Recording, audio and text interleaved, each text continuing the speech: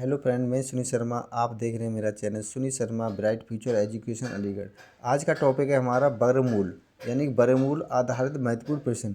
जो भी हमारे वर्गमूल से संबंधित प्रश्न जो हमारे एनटीपीसी या ग्रुप डी के लिए आते हैं, वो ही हमने क्वेश्चन लिए हैं। तो एक बार इस वीडियो को पूरा वॉच कीजिए और वीडियो पसंद आए तो लाइक शेयर जरूर कर दिए।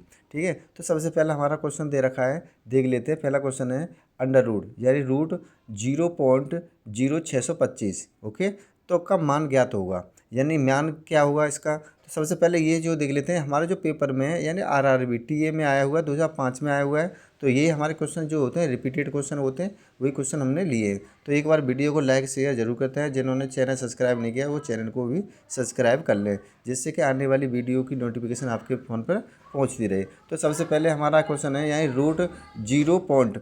ओके, यानी कि अंडर रूट 0.0625 का मान क्या होगा।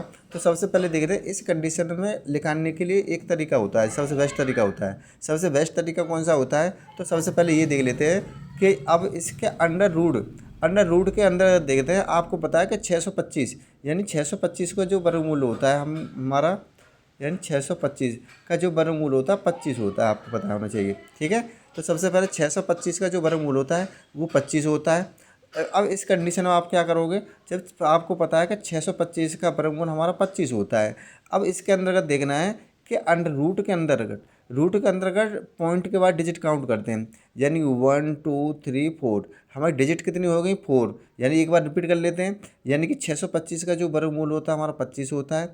अब इसके अंतर्गत क्या करना है आपको, यानी कि जो रूट के साथ जो वैल्यू दे रखी है, रूट के अंदर जो वैल्यू दे रखी है उसको देखते हैं। तो सबसे पहले कहते हैं 0 पॉइंट। ओके, यानी 0.0625 दे रखा है, तो डिजिट काउंट कर लो पॉइंट के बाद, 1 2 3 4। तो अब क्या करना है, 4 का आधा, यानी कि 4 का आधा जो होता है 2 होता है। तो सबसे पहले 2, यानी कि दशमलव जो लगता है, दशमलव के जो बाद जो संख्या डिजिट होनी चाहिए 2 होनी चाहिए। ओके, ये दशमलव के बाद जो संख्या होनी चाहिए कितनी होनी चाहिए, 2 होनी चाहिए। तो आपकी जो कंडीशन बनेगी, जैसे रूट 0.0625। ओके, तो अब इसकी जो संख्या निकालेंगे हम 1 2 3 4, यानी जो हमारा दशमलव लगेगा वो डिजिट से, यानी उस दशमलव के बाद 2 डिजिट होनी चाहिए। तो दशमलव के बाद डिजिट कितनी होनी चाहिए, 2। तो हमारी क्या है 1 2। तो हमारे जो आंसर आएगा 0.25। ओके, कितना आएगा 0.25। तो ये हमारा आंसर है। तो 0.25 किसके अंतर्गत आ रहा है, यानी ये तो अलग है 0.25, यानी बी आंसर करेक्ट है हमारा। ओके, एक बार रिपीट कर लेते हैं। आपको सबसे पहले क्या करना है कि जितनी भी हमारी डिजिट होती हैं, जितनी भी डिजिट होती है उनका आधा वर्गमूल कर देते हैं। आपको पता है 625 का वर्गमूल 25 होता है।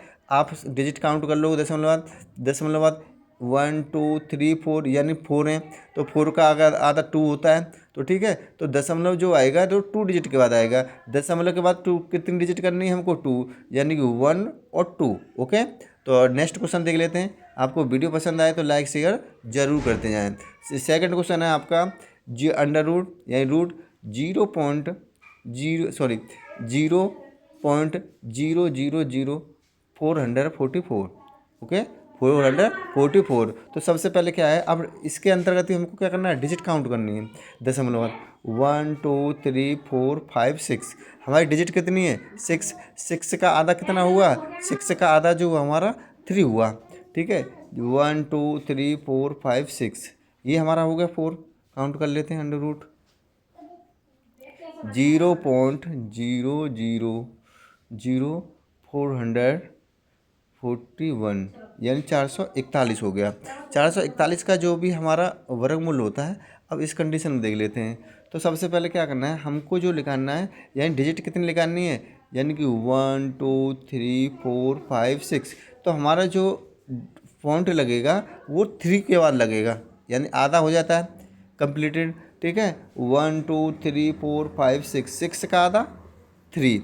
अब क्या करना है, जो भी हमारे पॉइंट के बाद डिजिट कितना आना चाहिए, डिजिट आनी चाहिए 3। तो सबसे पहले आपको क्या करना है कि आपको पता होना चाहिए, यानी 441 का जो वर्गमूल होता है वो 21 का वर्गमूल जो होता है, यानी 21 का वर्गमूल जो होता है वो 441 होता है, यानी 441 होता है। तो सबसे पहले आपको क्या करना है, जो दशमलव जो लगाना है पॉइंट के बाद जैसे 0 पॉइंट हमको डिजिट काउंट करना है 1 2 3 4 5 6, तो 3 के बाद करना है। तो अब 21 है, 21 में 1 2, तो ये 2 डिजिट है, हमको करनी है 3 डिजिट, तो एक जीरो आगे बढ़ा दो 1 2 3, तो आंसर आपका कितना आ गया 0.0121, यानी कि 0.21। ओके, तो ये आंसर है। तो एक बार रिपीट कर ले, तो आंसर इसमें कौन सा आ रहा है हमारा, ये तुम्हारा 0.21, 0.0021, 0.021, तो हमारा आंसर कौन सा है, सी हमारा आंसर है। एक बार वीडियो को लाइक शेयर जरूर करते जाएं, ठीक है। तो अब नेक्स्ट क्वेश्चन है, ये थर्ड क्वेश्चन है। थर्ड कौन सा अलग है, ये भी हमारे क्वेश्चन में आई हुई है, RRB में आई हुई है, ये भी तुम्हारा ग्रुप डी में आया हुआ है, 2010 में आया था। तो ये भी हमारा TC यानी टिकट कलेक्टर में आया, 2001 में आया हुआ ही क्वेश्चन है, ठीक है। तो सबसे पहले तीसरे क्वेश्चन को वॉच कर लेते हैं।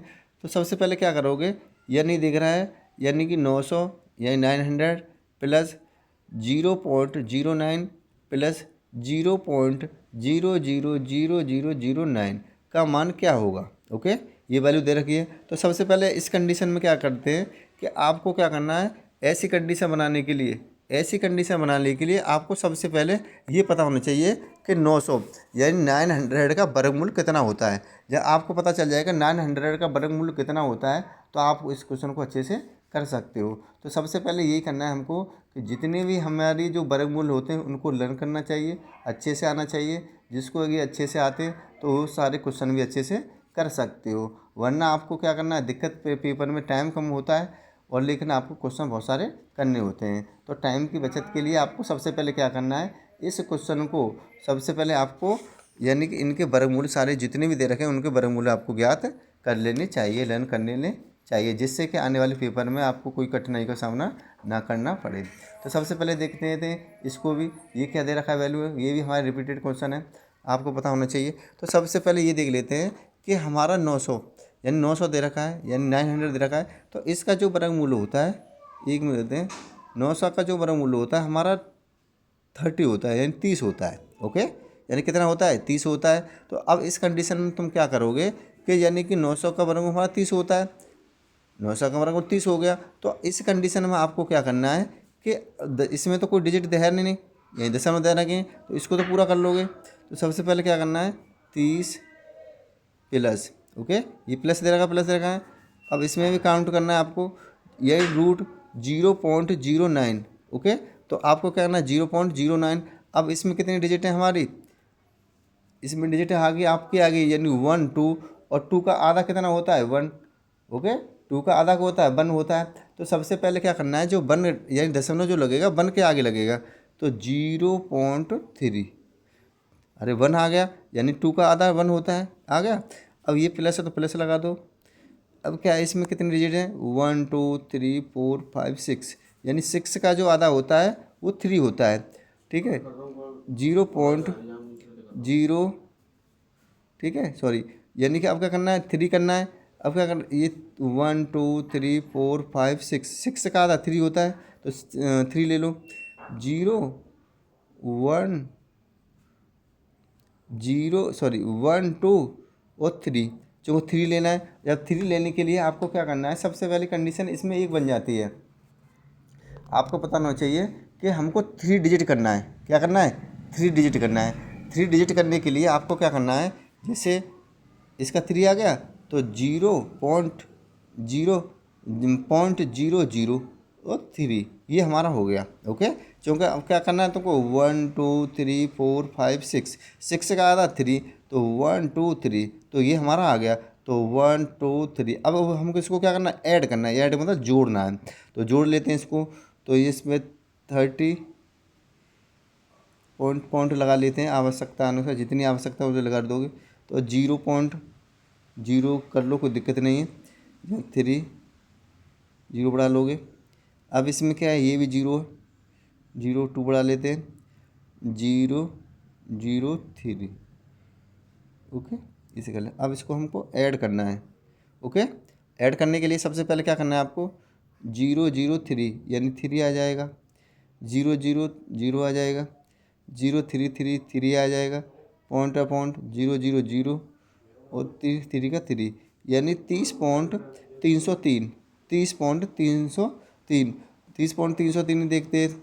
ठीक है, तो सबसे पहले का 300 ये हमारा डी वाला आंसर सही है, करेक्ट है। ठीक है, अगर वीडियो पसंद आए तो लाइक शेयर जरूर करते हैं। ये नेक्स्ट क्वेश्चन दे रखा है, इसको भी एक बार देख लेते हैं। ऐसी कंडीशन में क्या है करना है, तो इस क्वेश्चन को आप एक बार लिखा के देखिए और नेक्स्ट वीडियो में सारे क्वेश्चन भी डाल देते हैं। Thank you for watching me.